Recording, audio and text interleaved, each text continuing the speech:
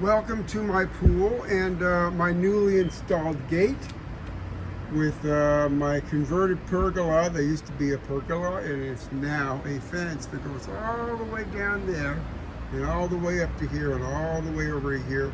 And the really tricky part was getting, if I can focus on this, was getting this thing installed and tying it into the brick.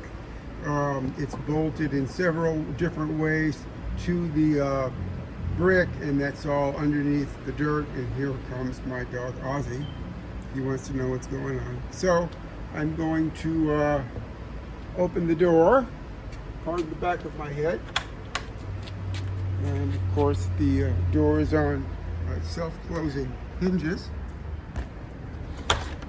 And there we go, we're nice and closed. This is my pool, and as you can see, it is very nice and clean and clear, which is tricky to do because it's August and it's been very hot. So again, here is the newly changed over, now consisting of a gate, and the fence goes all the way to the edge, and my pool, and there's nothing in the pool area but chairs, and that's my dog Jessica. She wants to know what's going on. These are the pool. I got to reattach this again. It's starting to curl on me. No lifeguard on duty, and no, this is for residents only. I just put that up. Anyway, so let's take a look at the pool and the surroundings. We've got my hose, which is sort of dangling a bit off the edge, and my new ring with the lovely giant 300 feet long cable. I don't know why it's so long, but hey, that's what I got. And the perfunctory signs, custom signs, say where the nearest hospital is and what the address here is, etc., etc. So inside of here is my system. When you lower the camera, I'm being followed by a York. So what we have here, it's still a little bit hot. Just drop it down here. Well, you still can't see it. We've got a relatively new Ventair 110 volt system. I put it in spring, March, April. Put it in myself because the old system was just, it had it. The motor was still good, but the pump had gotten really hot, and I had to use a strange size catch to catch the debris. And it was just time for it to go, and I was able to get a hold of this and get my pool guys to go through it, and they made the system up, and I installed it myself. I also got a newer Ventair canister, because my old canister was leaking like crazy. I did transfer the top over here, and I just recently replaced the gauge. I wanted to make sure the gauge is reading correctly. While we're at the gauge, as you can see, it's sitting at the start.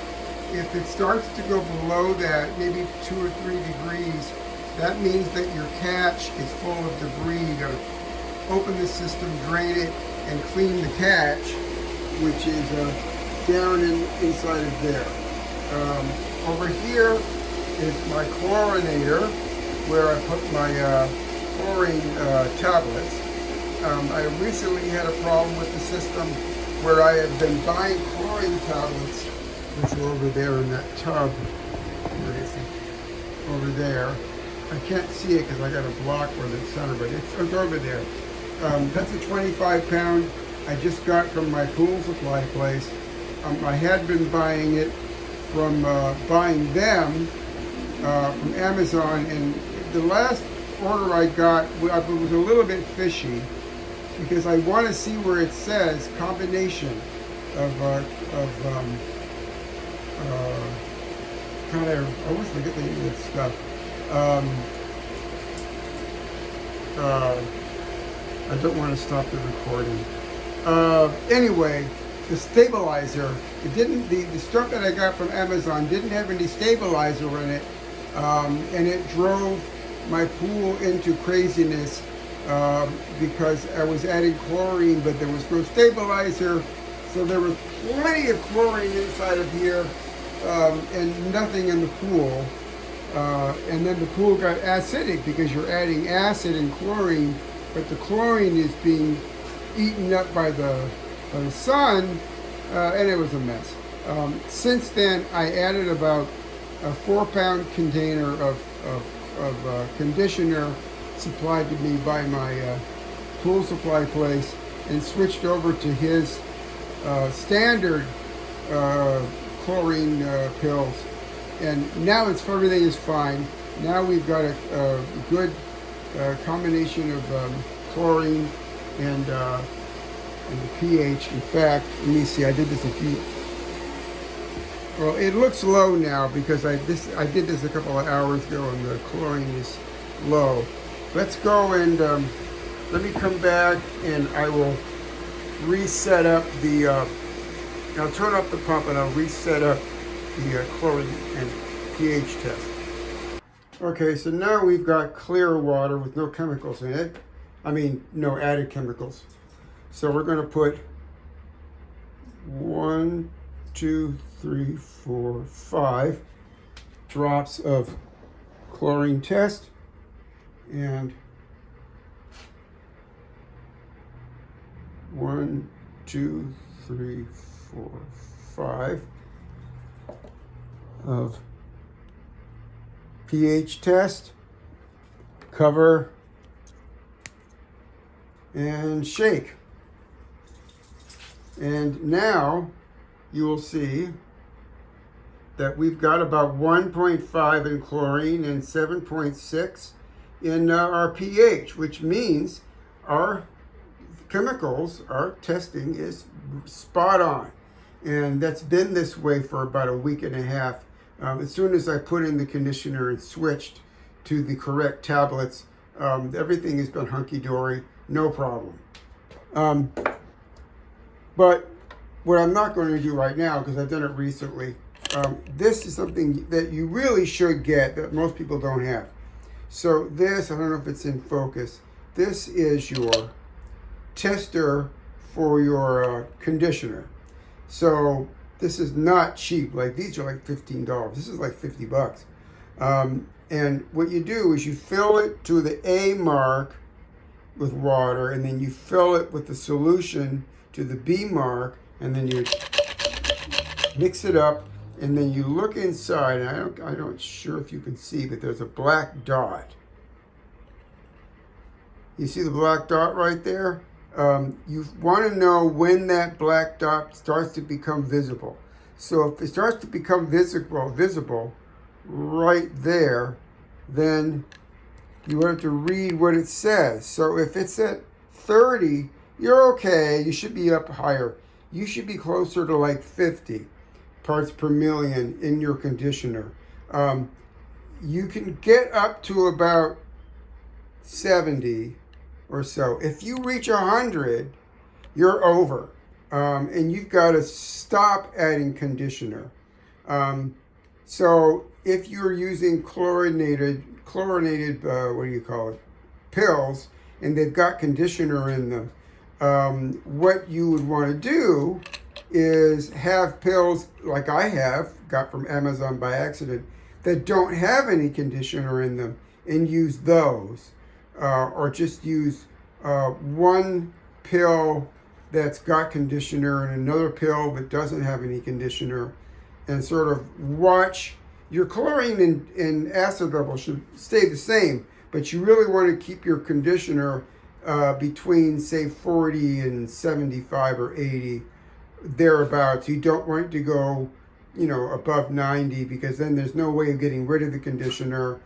It's just, you have to not add any conditioner at all. And you don't want to run the pool by using liquid, because it's kind of a mess. You don't want to use any liquid chemicals, if at all possible. So that's just basically, you don't really, I mean, you got to have them sitting around, but the idea is to have them only in case you've got an emergency. Sometimes if you have a weekend where you've had 2 pool parties with, 10 to 12 people in the pool at a time playing volleyball and running around and jumping and stuff, you could lose all of the chlorine in the pool because of all the people.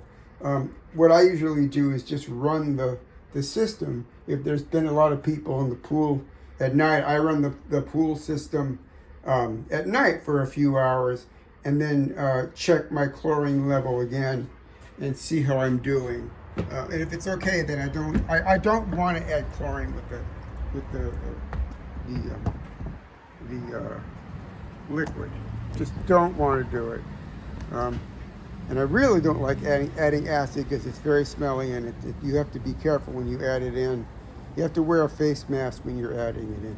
Also, when you're adding chlorine, whenever you're working with the chlorinator, it's very important for you to wear eye protection and put like a COVID-19 mask on to prevent the smell of the or limit the smell of the chlorine going into your nose. It can be a little bit unpleasant.